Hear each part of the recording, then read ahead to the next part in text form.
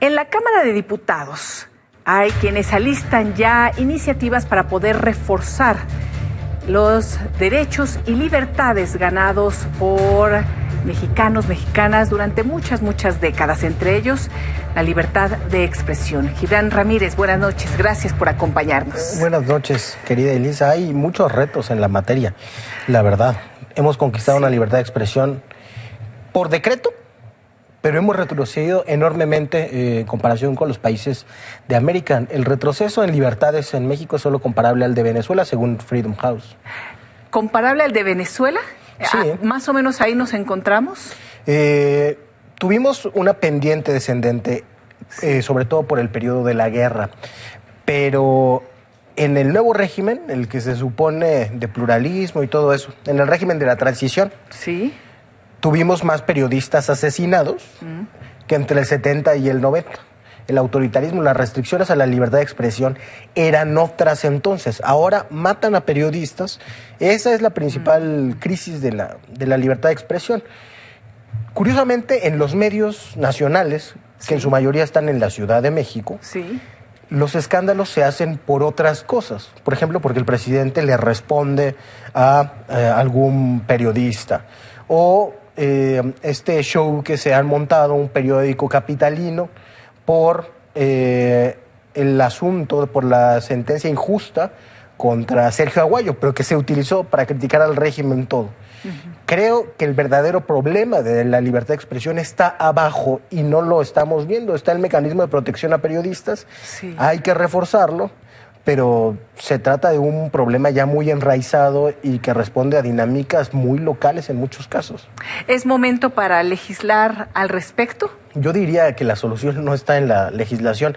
Hay sí un viejo asunto entre una tensión entre el derecho al honor y a la libertad de expresión.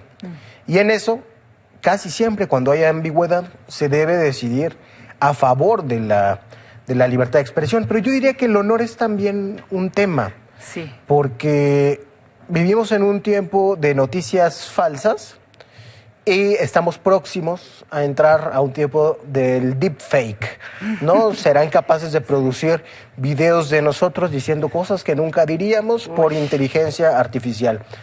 Eso, quien lo haga, tendrá que pagar algunas consecuencias. Entonces sí tenemos que ver a los retos del futuro, porque las redes sociales nos contaminan mucho la conversación pública en ese sentido. Y muchos malos entendidos. Además de una publicación se genera una opinión que no es certera, correcta o de plano es una falsedad, y de ahí se van generando ya opiniones sobre esa como si hubiera sido algo real. En fin. Yo lo he vivido, me han inventado una serie de tweets desde hace meses.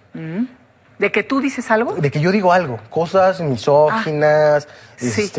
Y por más que tú dices, yo no fui, yo no dije esto. No, mucha gente cree que lo hice. El último fue un señor que se hace llamar Cayo de Hacha o algo así.